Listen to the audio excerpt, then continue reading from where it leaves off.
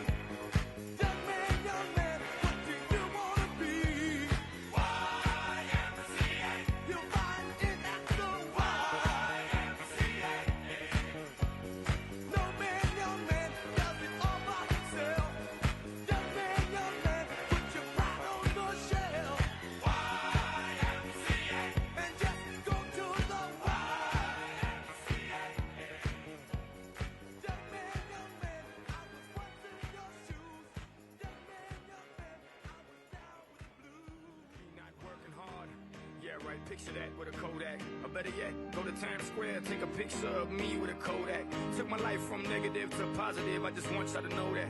And tonight, let's enjoy life. Pitbull, Naya, Neo, that's right. I want all of you tonight. Give me everything tonight. For all we know, we might not get tomorrow. Let's do it tonight. What they say, oh what cares they play? Nothing is enough to Let's do it tonight. I want you tonight. I want you to see. Grab somebody sexy, tell them hey. Give me everything tonight. Give me everything tonight. Give me everything tonight. Give me everything. Take advantage of the night, cause tomorrow I'm off to do battle, perform for a princess. But tonight, I can make you my queen and make love to you endless. It's insane the way the name growing, money keep flowing. Hustlers moving silent, so I'm tiptoeing. So keep blowing, I got it locked up like Lindsay Lohan. Put it on my life, baby. I'm gonna give you a ride, baby. Can't promise tomorrow, but I promise tonight. God, excuse me, and I might drink a little more than I should tonight. And I might take you home with me if I could tonight.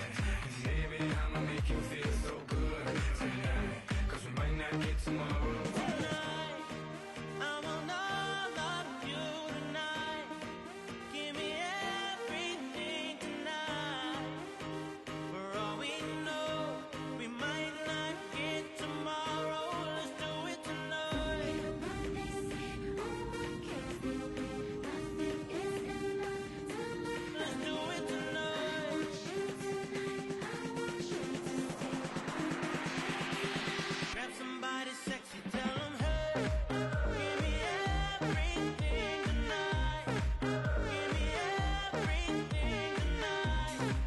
Give me everything tonight. Give me everything. Reach for the stars, and if you don't grab them, at least you fall on top of the world. Think about it, cause if you slip, I'm gonna fall on top of your girl. What I'm involved with is deeper than the Masons, baby, and it ain't no secret. My family's from Cuba, but I'm an American. I don't get money like secrets. Put it on my life, baby. I'll make it feel right, baby. Can't promise tomorrow, but I promise tonight, darling. Excuse me, and I might drink a little more than I should tonight. And I might take you home with me if I could tonight. And maybe I'ma make you feel so good tonight. Cause we might not get tomorrow. Tonight, I want all of you tonight. Give me everything tonight. For all we know, we might not get tomorrow. Let's do it tonight. What they say, oh what cares they play? Nothing is enough to Let's do it tonight. I want you tonight. I want you to see. Grab somebody sexy, tell them hey. Give me everything tonight. Give me everything tonight. Give me everything tonight. Give me everything tonight. And I might drink a little more than I should tonight. And I might take you home with me if I could tonight. And maybe I'ma make you feel so good tonight. Cause we might not get tomorrow.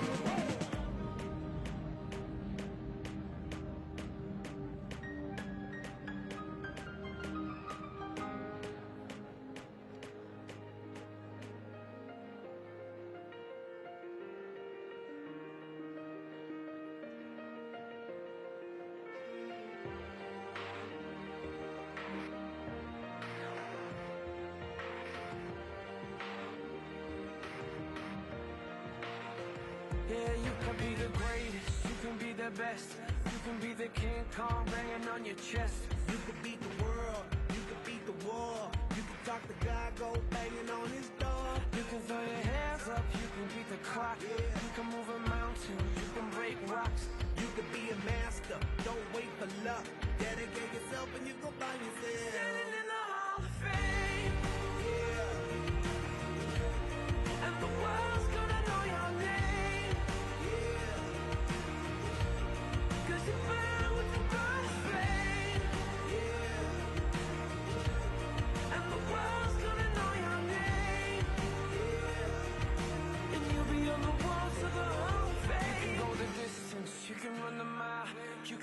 straight through hell with a smile. You could be the hero, you could get the gold. Breaking all the records they thought never could be broke. Yeah, do it for your people, do it for your pride. Are you ever gonna know if you never even try? Do it for your country, do it for your name. Cause there's gonna be a day when you're Standing in the Hall of Fame, and the world's gonna know your name. 'Cause you burn with the brightest flame, and the world's gonna know your name. And you'll be on the walls of the Hall of Fame. Be a champion, be a champion, be a champion, be a champion. The walls of the Hall of Fame. Be students, be teachers, be politicians, be preachers. Ladies and gentlemen, please welcome back to the stage, Ralph Reed.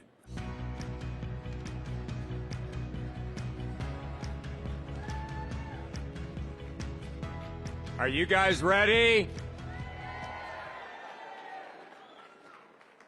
I know he's ready, but I'm going to give him a proper introduction because this man, our next speaker, is no stranger to this conference or this stage. In fact, today marks his 10th appearance at the Faith and Freedom Road to Majority Conference. He has been here as a private citizen, as a candidate, and we are pleased to welcome him back today as President of the United States. With the seal back on the podium where it belongs, amen? This is a man who alone, among all the leaders that we have had, gave us the most conservative Supreme Court in over a century. This is a man who, after decades of incompetence and criminal negligence, gave us the most secure border the United States has ever had. He signed the largest tax cut in history that is fueling the greatest economy the world has ever seen. He moved the U.S. Embassy from Tel Aviv to Jerusalem, and he gave us the closest relationship and collaboration with our ally Israel that the nation has ever known. And he alone had the courage and the moral clarity to order and direct military action against Iran to make sure it will never have a nuclear weapon. They impeached him, they indicted him, they tried to imprison him, they tried to knock him off the ballot, and then they tried to kill him. And it all failed because God has a purpose for this man. And it is to save our nation. Please welcome back to this stage the 45th and the 47th President of the United States, Donald J. Trump.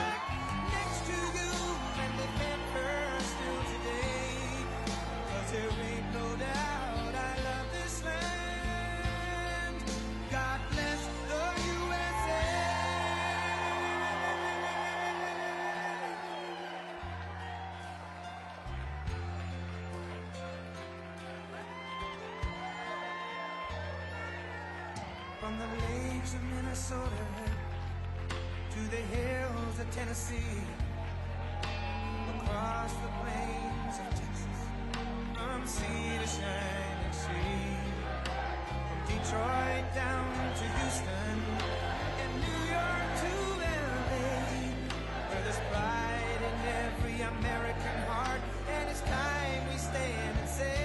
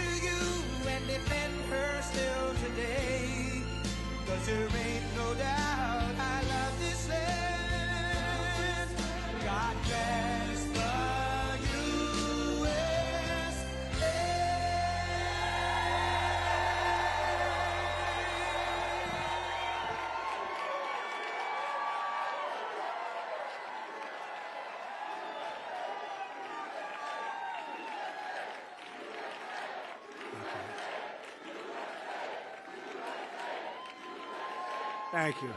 Thank you very much. And I want to thank Ralph for the introduction. He's a great guy and friend of mine for a long time. And thank you to all of the true American patriots of Faith and Freedom Coalition. You've been with me from the beginning, and pretty much like nobody else, I don't think can top you. You were just great right from the beginning. You got it. You understood what we had to do, and we got it done, and we're continuing to get it done at levels that nobody's seen before. With the help of many people in this room, 18 months ago, we won the most consequential election victory in American history. Winning all 7 swing states, the Electoral College by 312 to 226, the popular vote, and 86% of all counties in America, 2,700 to 525. That's called a big victory. The Faith and Freedom Coalition was with us every step of the way. You knocked on 97 million doors. It's true. Ralph actually told me 10 million, so I had checked. It was 9.7 million. You reached 18 million voters. Think of that. Voters of faith. You sent 28 million text messages and made 10 million phone calls to help us win a mandate like no other administration in modern history. It was a mandate like we have not seen before. And together we saved our country, and we saved religious freedom in America. We saved religious. It was going down. And you've always stood with me, and I will always stand with you. I'll always remember it. I'll always remember how hard you worked and your spirit. I especially want to thank Pastor Paula White, who's with us. Paula, wherever you may be. Thank you, Paula. Great person. Director of the White House Faith Office, Jenny Korn. Terrific. Jenny, thank you very much. Bishop Kevin Koberis. Where is Kevin? Thank you, Kevin. Good job. Nice-looking man. President of the National Hispanic Christian Leadership Conference, Pastor Sam Rodriguez, who's been with me from the beginning. This place is crowded.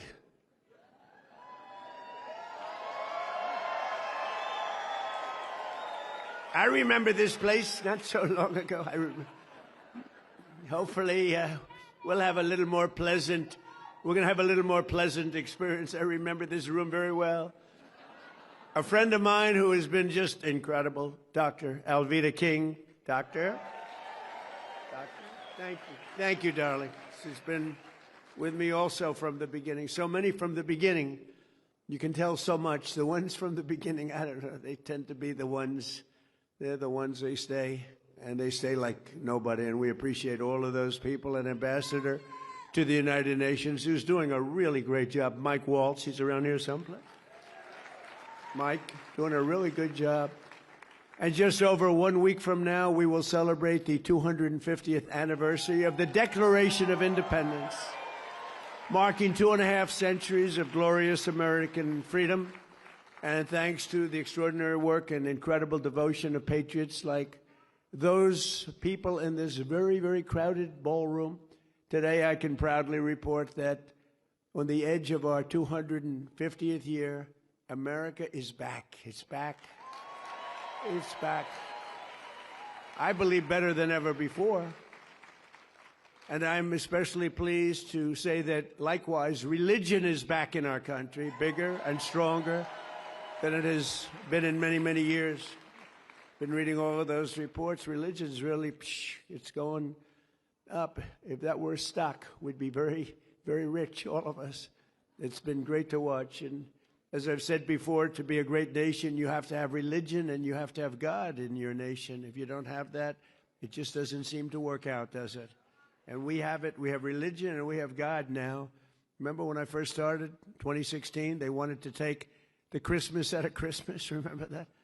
We ended that little drive, but we ended a lot of other drives too. From the very beginning of our country, American greatness has been forged by people of faith, and the very first settlers who set foot upon this new world at Jamestown got off their ship, raised up a cross, and bowed down to the Lord in prayer.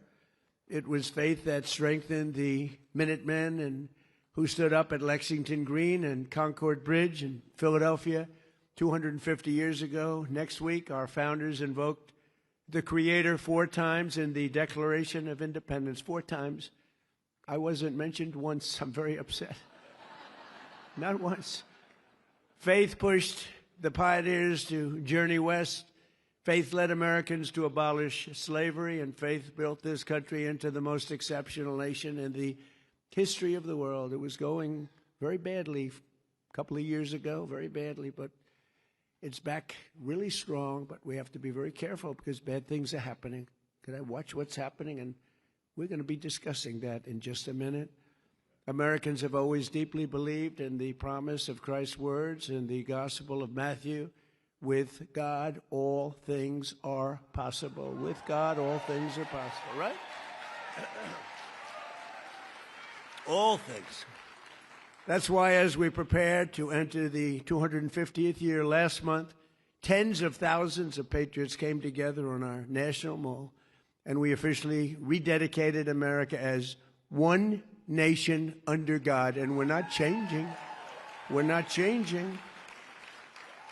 And we always have been, and we always will be. We're not going to let them take it away. But as we celebrate this anniversary, we must also remember that our country could have been marking this occasion under very different circumstances. The last administration carried out a reign of persecution and repression against Christians and people of faith like America has never seen before. It's terrible. They turned a nation founded on freedom for believers into a place where Catholics were targeted by the FBI, where pro-life grandmothers were put in jail for praying, and where members of our military were thrown out of the armed forces for their religious beliefs. The radicals responsible for these offenses would have loved nothing more than to mark America's 250th anniversary by driving God from our public square once and for all. They wanted to do that. I don't know how anybody could vote for these people. They were so bad, they were so evil, and yet in many ways incompetent, certainly incompetent on policy, open borders, transgender for everybody, men and women's sports, just grossly incompetent ideologies, and so many more. But they did not get that chance because they lost an election in a landslide, and we won an election in a landslide. And while I am in the White House, I will defend Christians and all Americans of faith 100%. You have it 100%, and you've seen it already. So upon taking office, I created the first ever Presidential Commission on Religious Liberty, led by Texas Lieutenant Governor, a great guy. I don't know if he's here. I know he's coming over to my office in a little while, a thing called the Oval Office, beautiful office. Lieutenant Governor Dan Patrick, and my friend, Dr. Ben Carson.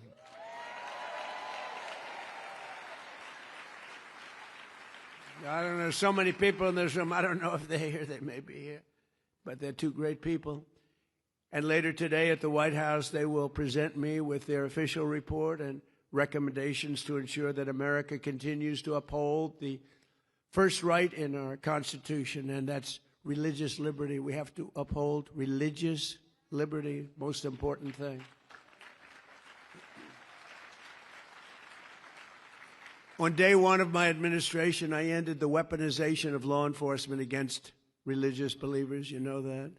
I pardoned the Christians Joe Biden threw in jail for saying prayers. He threw him in jail. You know, he didn't know what the hell he was doing. The guy's grossly incompetent. But he was surrounded by very smart, in some cases brilliant, lunatics. I got rid of the sinister Johnson Amendment so that pastors can speak the truth at their pulpits.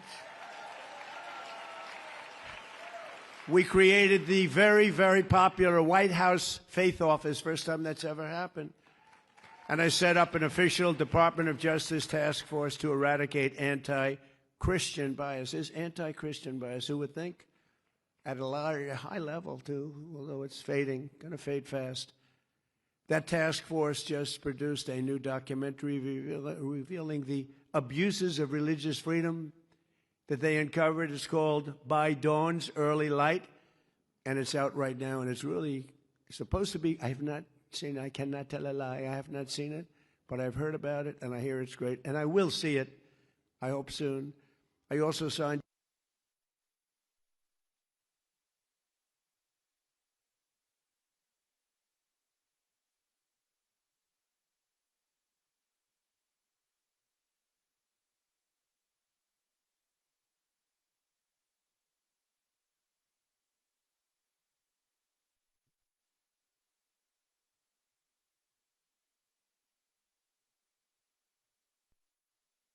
We're protecting our churches and synagogues by prosecuting mobs of radical left lunatics and agitators who try to harass and intimidate people in their places of worship not so long ago.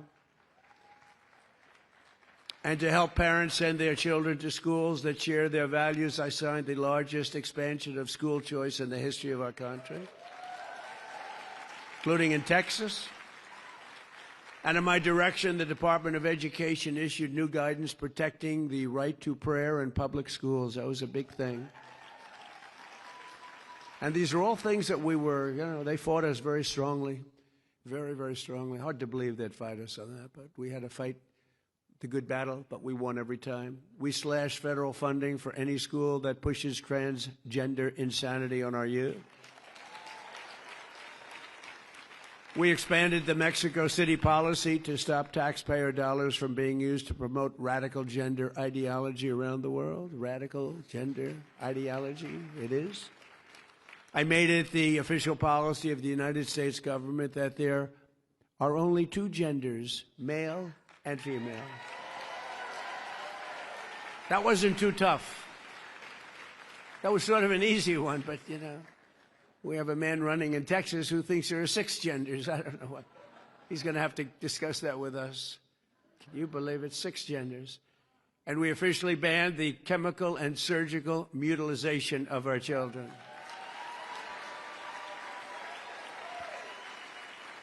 And now we have to pass the Save America Act to protect our sacred American elections. Have to pass it.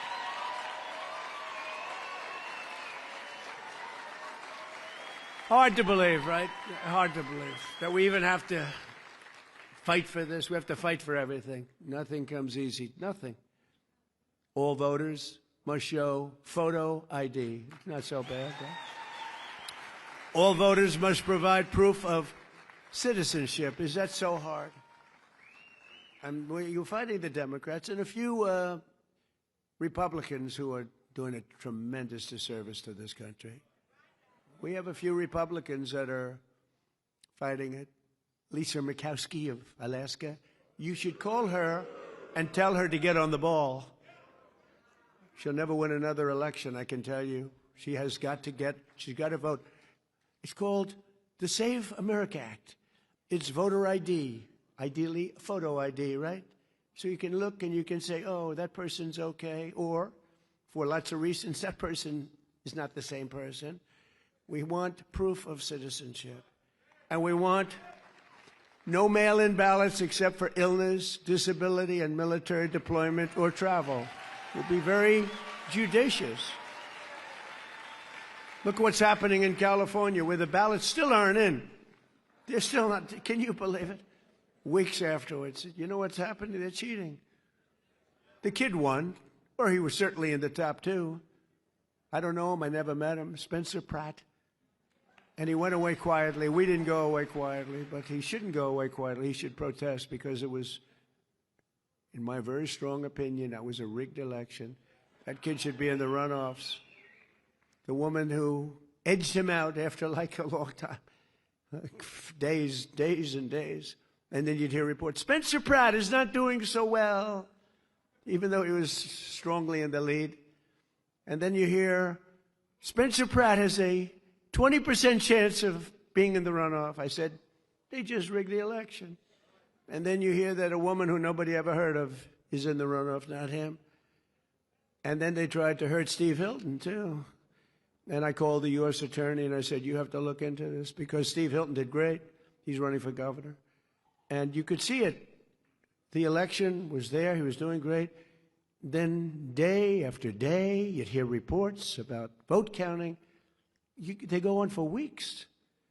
You know, Colombia just had an election. The country of Colombia, 30 million voters. And I endorsed. I'm endorsed. We do so well with endorsements, like almost 100% success. But I endorsed somebody running, El Tigre. El Tigre. I liked him. You know why? Because he likes me. I don't know. He used to talk about Trump. I like President Trump. I don't know. How can you not let? So I endorsed him. I didn't know. He was in way down the list. He was not going to win. No chance of winning. I endorsed him and he won. He just announced he won. But think of it. They had 30 million votes. By 9:30 in the evening, every single vote was counted. And there were no complaints. He won. Every vote was counted. Here we are in California. They're going to go for weeks and weeks and weeks. And you know what they do? They cheat. How many votes do we need? How many votes? That's why they take their time. How many votes do we need? Okay, here they are. Honestly, it's terrible. We're a third world country with elections. And we will also enshrine a permanent law that says very easily and succinctly, no men in women's sports and no transgender surgery for our children.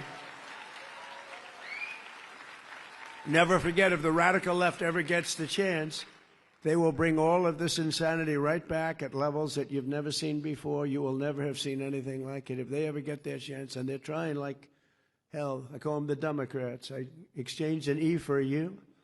The Democrats. And it's trending #1, the word Democrat. I just can't believe I didn't think of it 9 years ago. I should have thought. The Democrats, they are horrible. They want to resume the transgender mutilization of our children. They want to restart the war on Christians and churches. And as you saw with the communists elected in New York City recently, they're communists, they're not social democrats. They want to completely destroy the traditional American way of life. Communism is very easy to sell. It destroys everything, but it's very easy. I'll be honest, I think I'd be the greatest communist in history. I'd give free rent. Ladies and gentlemen, from now on, you don't have to pay any rent. From now on, anybody wants a house, don't worry about it. Just pick the house you want.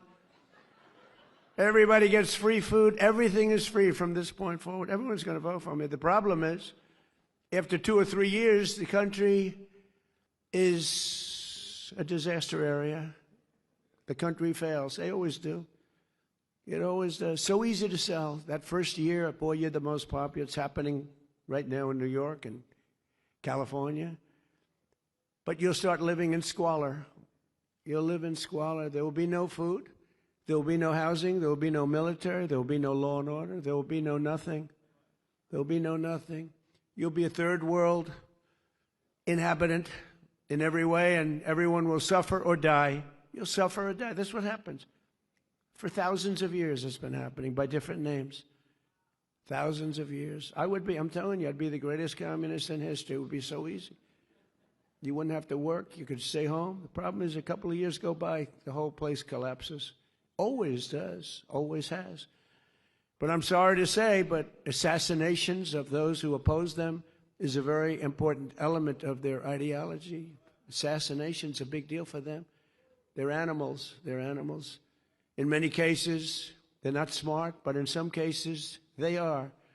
It's easy for them to get followers because they make promises that they know they can't keep, and the Democrats aren't fighting back. That's why they're dumb. They're not fighting back. They're afraid.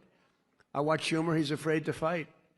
I watch guys that are pretty normal, and guys that we oppose, they're afraid to fight. The Democrats have taken a tremendous turn left, and many of these people, I looked at some of the people that got elected the other night in New York. These are, in many ways, stupid people. In some ways, and intellectually, probably pretty smart. But they're people that want to destroy our country. They hate our country. They hate our people. They hate the Democrat Party. The Democrat Party is in big trouble because this isn't stopping with New York. This is going on. It's too easy to get elected, giving everything away. Too easy to get elected. Very dangerous. But you'll soon have nothing left. That's the problem. In many ways, they're allowing them to just go their own way, do your own. We don't want to take a chance on saying anything bad because we're afraid we're going to lose our jobs if we do. They're afraid they're going to lose their election if they even think about saying anything bad about this new breed of sick people. They're not smart enough or tough enough to fight the plague that's happening. It's happening right before your very eyes. If they fought them the way they fight Republicans or the way they fight me, they'd be victorious. They didn't beat us, but they'd be victorious against the communists. But they don't have the courage to do so. So they're turning communists themselves. It's becoming a communist party. These are not social democrats. These are hardcore, godless communists. They're godless communists. All communists are godless. They don't believe in God. This is the most serious threat to our country since its existence, in my opinion, 250 years ago. This is a major threat to our country. It isn't something that's easily solved, but with a little love and help, some hard work. Because it's ironic, we're celebrating a very important birthday, our most important birthday so far, 250 years. And instead of speaking about Christ, and instead of speaking about freedom and victories of all different kinds, we're speaking about yet another threat to the foundations of America. These ruthless communists will attack all religions, but in particular Christianity. They always do. They're after Christianity more than any other religion. It seems to be more and more throughout the world, maybe because we're doing so well. I don't know. Maybe if we weren't doing well. But you see the numbers, how they're growing, how the churches are filling up. It's a beautiful thing to see. I mean, look, it happens to be during my presidency, so I don't mind taking credit for it. I'm very proud. But a lot of great things are happening. All communist countries attack religions violently. It's part of their deal. As you know, we recently struck Nigeria and largely ended the slaughter of great Christian populations. They have a great Christian population. They were being butchered. Thousands and thousands of people were being killed. Children, women, old people, just being slaughtered, hatched to death. They know that if they go further, the attack will be far greater, and that they don't want to really get involved anymore so much. You know, we hit them very hard. We knocked out their leader. We knocked out their second leader and their third leader. Sounds a little bit like Iran, actually.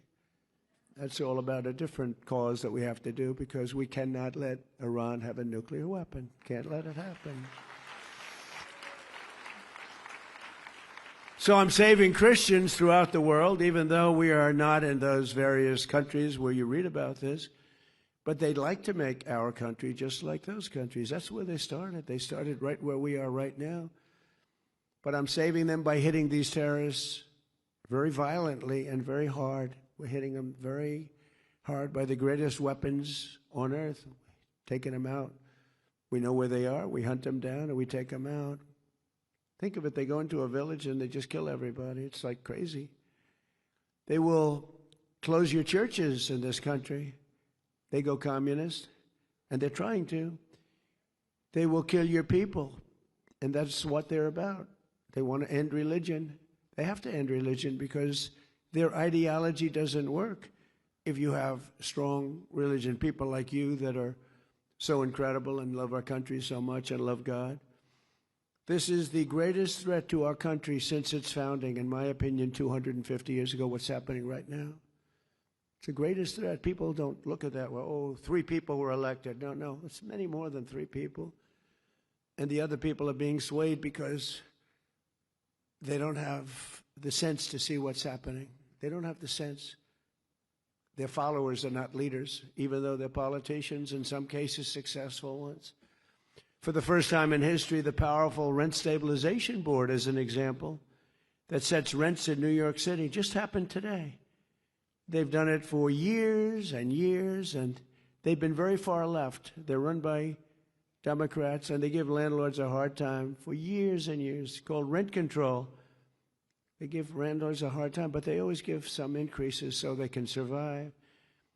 But they just came out, first time ever, with a ruling, 0 rent increases for landlords, 0 for the next 2 years, despite the fact that energy, supplies, real estate taxes, and just about everything else has gone up. They're supposed to allow you to have that. Zero. They're giving them that. They're basically confiscating their property. And the one representative for the landlords who's on the board, I think they have 8 or 9 people on the board, and you had one who was representing one out of like 8. But at least you had somebody. But that person walked off in disgust, walked off and got booed. Mayor Mamdani, who came to the White House and seems like a nice guy, but he said he was going to do this in his campaign. Nobody thought he was serious. He said he was going to make sure that people don't have a rent increase, even though energy went up. It's going to come down. It's coming down fast right now. I hope you're watching what's happening. We had a low number just now, $69 a barrel. That was, some people said it was going to be 350 by now. 69, it's going to be 300, 350. Never hit those numbers at all, even in the height of it all. But what the mayor doesn't say is that these buildings will soon turn into ghettos and slums, and that everybody will continue leaving New York. And as this spreads throughout the country, very much like an uncontrollable form of cancer, the country itself will be taken down. It will be third world, strictly third world. And it's happened many times before to very big and very powerful countries. But it's not going to happen to the United States of America. No way.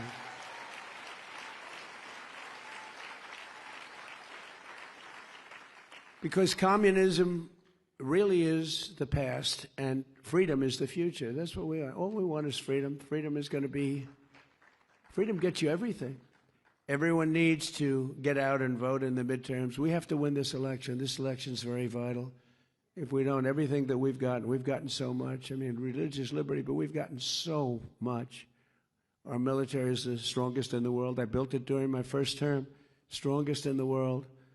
And people respect us again. They respect us maybe like never before. We were laughed at a year and a half ago. We were laughed at. And now we're the most respected nation anywhere in the world. And in our 250th year, we will make our nation stronger and safer, better, more prosperous, and more faithful. Very important, more faithful than ever before. Today, we have the largest economy on earth. We're expanding at a degree and to a degree that nobody thought possible. They never thought what we're doing for the last year and a half. It's only a year and a half. What we're doing for the last year and a half, nobody thought was possible. We have the strongest military on earth. We have the most powerful technology on earth. We're winning on AI. We're winning with automobile manufacturing. Do you see how many plants are coming back into the United States? Tariffs. Tariffs. If they don't come in, they have to pay massive tariffs. Make your car outside, but you have to pay massive tariffs to come in. If you build your car in the United States using U.S. workers, our great American workers, you don't have any tariffs to pay. So they're all pouring in. It should have been done years ago by other presidents. We have the greatest culture on earth, and above all, we have the greatest people on earth. We do. We have the greatest people. But think of it. I was with the King of Saudi Arabia, and he said, Mr. President, 2 years ago, your country was dead. It was a dead country. And today, you're the hottest country anywhere in the world. It's amazing what's happened. We were laughed at. We were laughed at. We had a man who couldn't speak, couldn't think. He didn't know what the hell was happening. Kept falling down all over the place. If he was standing here now, he would have been off the stage before he started. But if he was standing here now, he wouldn't know how to get off the stage. You had to lead him off the stage. It was a disaster, and it was a rigged election. But we did it again, and we got it right. Too big to rig. We made it too big to rig. It was a rigged election. And look what happened because it was a rigged election. 25 million people came in, many criminals, murderers, 11,808 murderers, more than 50% of who created more than one murder, murdered more than one person. These are not going to be the citizens of our country. There's not a thing you can do to change that. But drug dealers at the highest level, the worst, some of the worst people on earth came in through open borders, Joe Biden's, but really it was the ideologies, open border policy where everybody could come in. They came from all over the world. They emptied their prison populations into the United States of America. Think of that. But we're getting them out. We're getting them out faster than anybody can imagine. And we're going after the bad ones first. We're getting them out. Last week, we signed a historic agreement to accomplish what no president has ever been able to accomplish before, that Iran will never have a nuclear weapon. We're not going to let that happen. And thanks to the power and skill of the United States Armed Forces, Iran today has no Navy, no Air Force, no anti-aircraft capability, no radar, virtually no manufacturing. Their drone capacity has been cut by 82%. Their missile capacity has been cut by 80%. Their rocket launchers have been cut by 90%. Their leadership has been killed a first time, and their leadership has been killed a second time. And nobody wants to be the leader of Iran anymore. They said, who would like to be the president? And everyone said, no, thank you. It's amazing. And then the fake news, like the New York Times, which is a failing publication. But the fake news, ABC, so bad. ABC television network, fake ABC, NBC, CBS, CNN. They actually said for a little while, it didn't play well, that Iran was much stronger today than it was 4 months ago. Think of it. They have no Navy. They have no... They said they're stronger. They're dying to make a deal. They're giving us a lot. This should have been done over the 47-year period that they've reigned with terror. And that's what they did. They reigned with terror. When you see a young man or woman walking around without legs or without arms or a face that was obliterated, it happened from the roadside bomb that was created, the creation of General Soleimani, who I killed in my first term, and that was a big killing.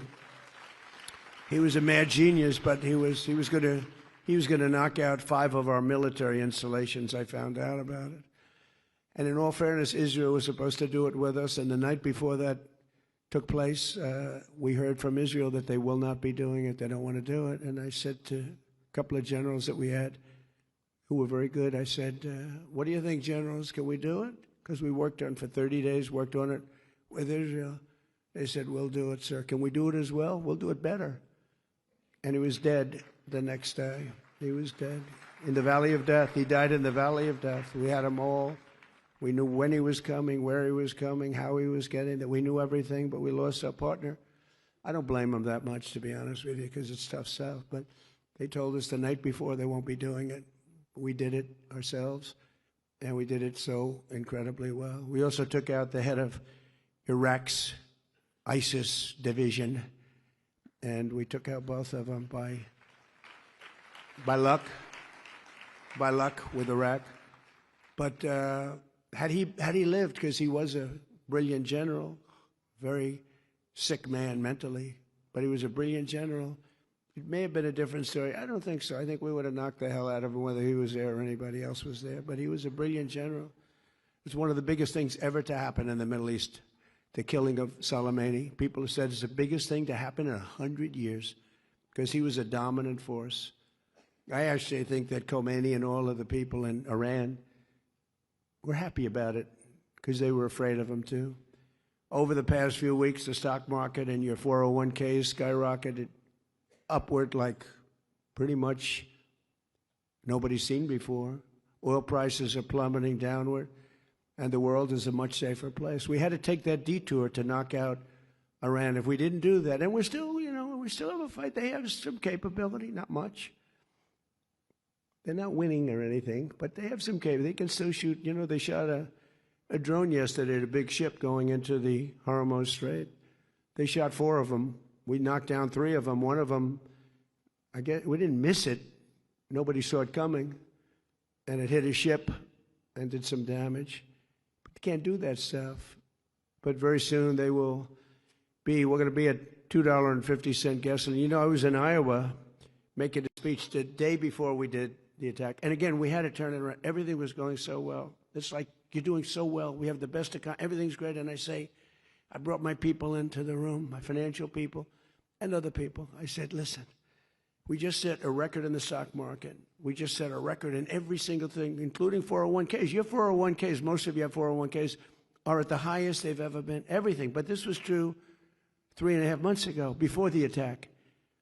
Everything was good. We had records and everything. We were doing great. And I said, I hate to tell you, but we're going to have to take a detour. We're going to have to go to war or go to a military operation, which my people would prefer that I use as a term because war means things that they don't like. But whether you call it war or not, it is what it is.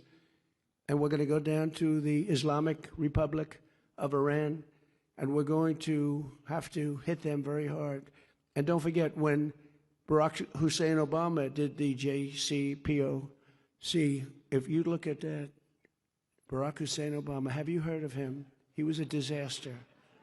He was a disaster. He gave them $1.7 billion in cash, $1.7 billion in cash, and tens of billions of dollars. Gave it to Iran. Thought he could buy their friendship.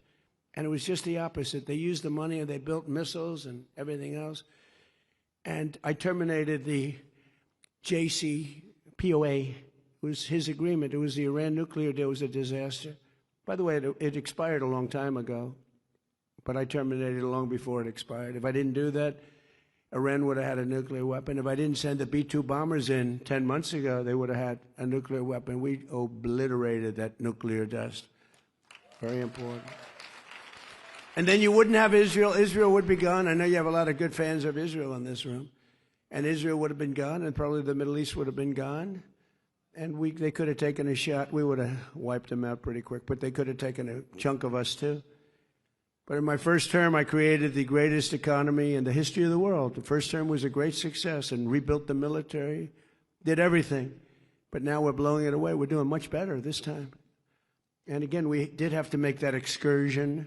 How would you like to be given the best numbers we've ever had as a country and tell people, guess what, we're going to war, and nobody in the room knew what I was talking about because it wasn't their thing.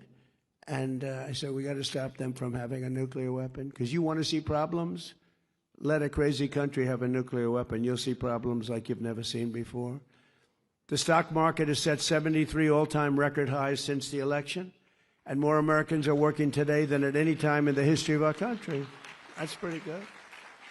In January 2025, we inherited the worst, most dangerous, most wide open and insecure border in history. I actually think in the history of the world. I don't think it's just here.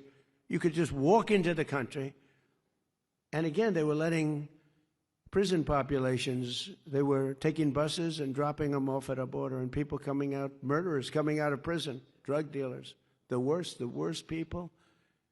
They made our criminals look like nice people.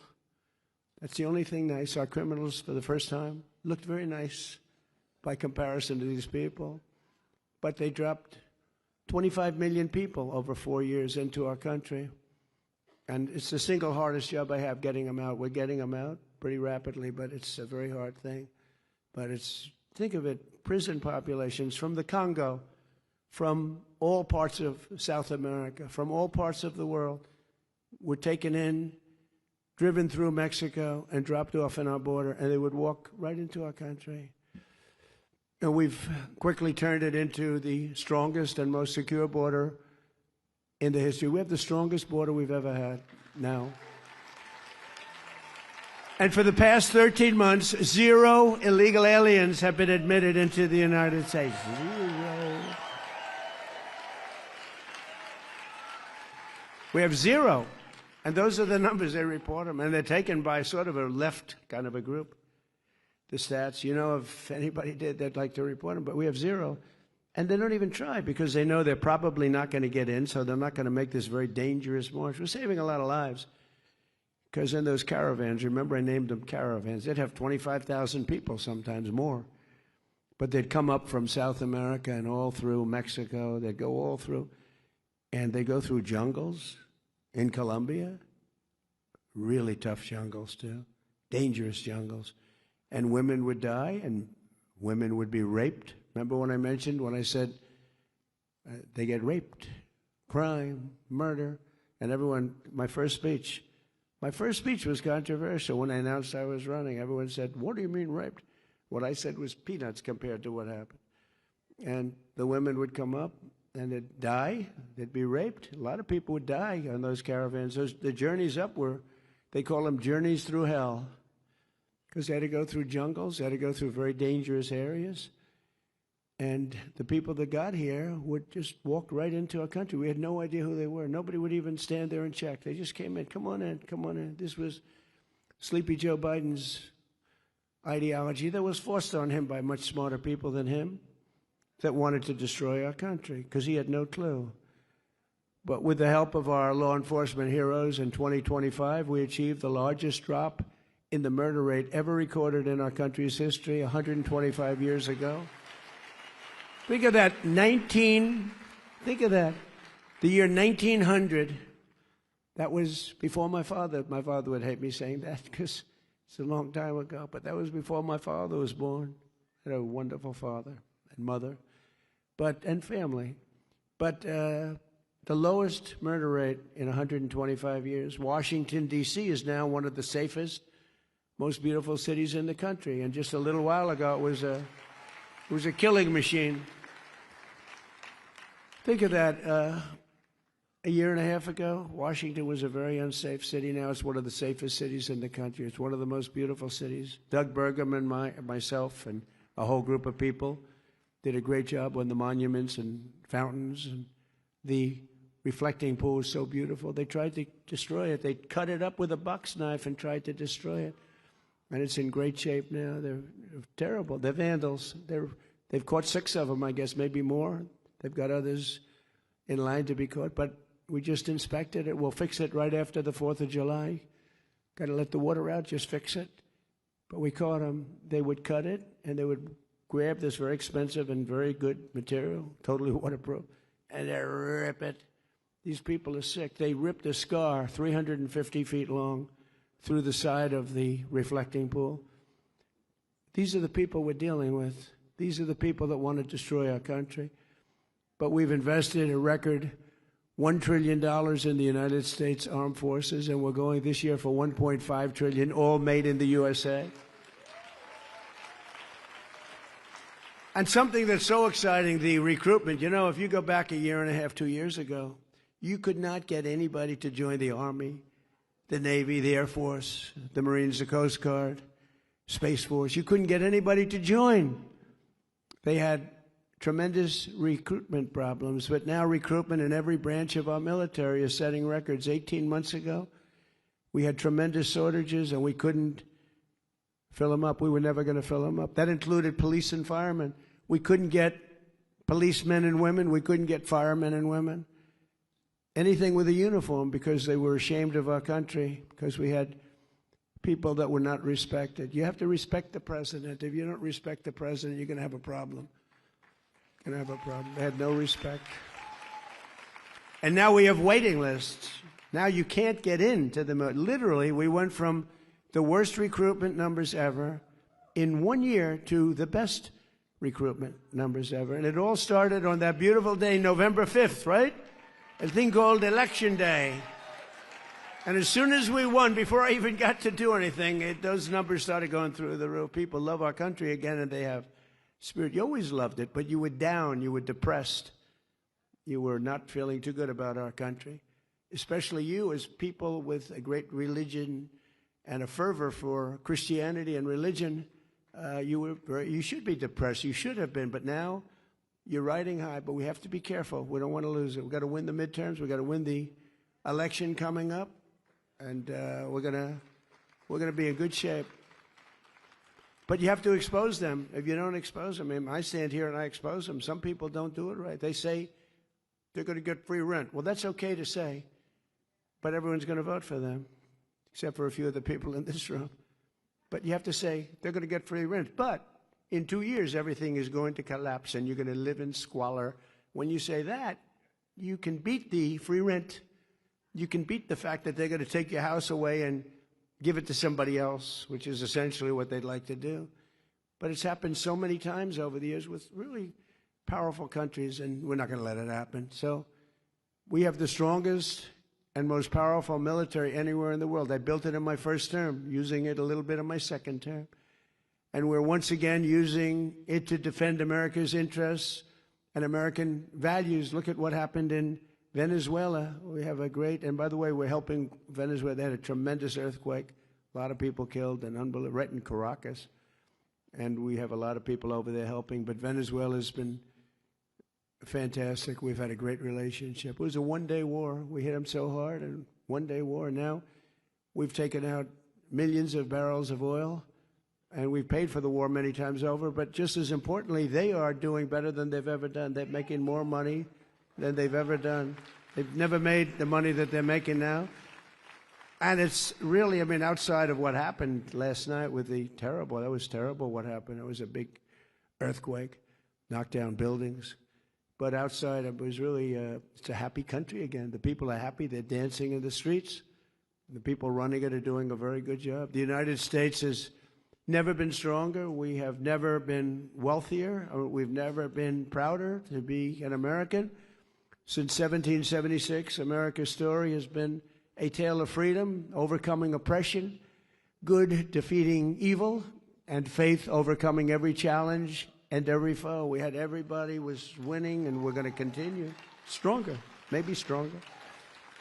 One generation, think of it, just one generation after our war of independence, the British tried, they really tried hard to conquer America in the War of 1812. That didn't work out too well. But they failed, and the cause of freedom won, and it continues to win. The War of Survival ultimately gave America our national anthem and our Star-Spangled Banner. Many Americans know the story of Francis Scott Key writing the words of the anthem, and watched the flag under attack, and he wrote those beautiful words. But what few realize is that the very same poem also inspired our national motto. The fourth verse of the song ends in these words, and this be our motto, in God we trust. In God we trust.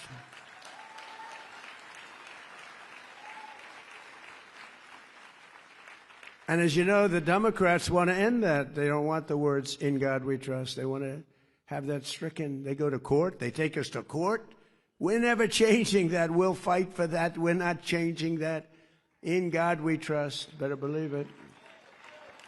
So today, on the threshold of our 250th year, this room is proof that America is still a nation that lives by those magnificent words, in God we trust. With the help of everyone here today and Americans of faith all across this land, we will continue to protect the promise of the Declaration of Independence, one of which actually is in my office, in the Oval Office. So we cherish it. We will continue to defend our values, our traditions, our faith, and our freedom. And as we enter the golden age of America, that's what we have. This is the golden age. We've never had anything like it. We have factories all over the country. We have car plants, AI plants, all sorts of plants. Our businesses are expanding. Our numbers are unbelievable. Remember that we've never had a year with so many number one stock markets. Good to have number one, because that affects everybody. That means jobs. That means success. That's good, as we said, for your 401ks. It's good for your stock investments. Everyone's doing well. We have a country that's just the hottest. It just is so hot. And I'm working really hard to make it even better. We're going to get rid of some of the flaws. We're going to make it even better. But the biggest thing we have to do is we have to stop this horrible thread of cancer that's permeating our country called communism. We have to stop it, because that's what it's about. That's what they want to do quietly. And we ask that God will continue to bless the United States of America, and God will bless the United States of America because of people like you. Thank you very much, and happy Independence Day, everybody. Thank you. Thank you very much. Thank you. Thank you.